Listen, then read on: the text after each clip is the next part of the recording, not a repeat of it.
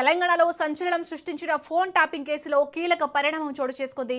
BJP అధికార ప్రతినిధి చికోటి ప్రవీణ్ కు సిట్ నోటీసులు జారీ చేసింది. నోటీసుల మేరకు చికోటి ప్రవీణ్ సిట్ అధికారుల ఎదుట హాజరై తన వాంగ్మూలాన్ని నమోదు చేసినట్లు సమాచారం. గతంలో తన ఫోన్ను అక్రమంగా ట్యాప్ చేశారంటూ చికోటి ప్రవీణ్ డీజీపీకి ఫిర్యాదు చేశారు. మాజీ టాస్క్ ఫోర్స్ డీసీపీ రాధాకిషన్ రావు తన ఫోన్ ట్యాపింగ్ కు పాల్పడ్డారని ఆయన ఆరోపించారు. ఈ ఫిర్యాదును ఆధారంగా చేసుకుని సిట్ అధికారులు విచారణ చేపట్టారు.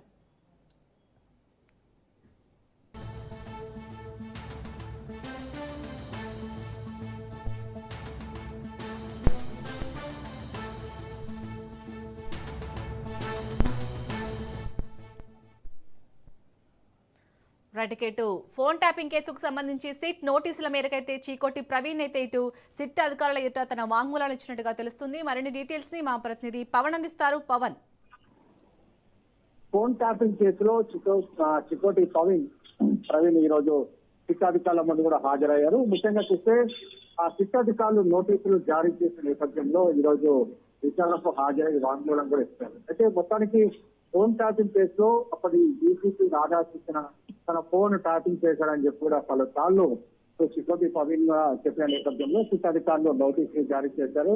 అయితే ఈ యొక్క ఫోన్ ట్యాపింగ్ ఏ విధంగా జరిగిందనే దానిపైన కూడా ప్రధానంగా ఇప్పటికే అతని స్టేట్మెంట్ కూడా రికార్డ్ చేస్తున్నారు. ఎందుకంటే ఈ యొక్క ఫోన్ ట్యాపింగ్ సంబంధించి ఇప్పటికే సిట్ అధికారులు ఈ కేసును చాలా వేగవంతం చేశారు. అంతేకాకుండా ఈ కేసులో ఇన్వాల్వ్మెంట్ ఇంకా ఎవరెవరు ఉన్నారు దానిపైన కూడా ప్రధానంగా ఆరా తీస్తారు. మరోవైపు ఈ రోజు చికోటి ప్రవీణ్ సంబంధించిన నేపథ్యంలో పూర్తిగా అతని స్టేట్మెంట్ ఆధారంగా ఒక రికార్డు కూడా చేశారు. తర్వాత మరి ఎప్పుడైనా పిలిచినా కానీ తమకు అందుబాటులో ఉండాలని చెప్పి కూడా అతనికి ఒక నోటీస్ ఇచ్చినట్టుగా మాకు తెలుసు.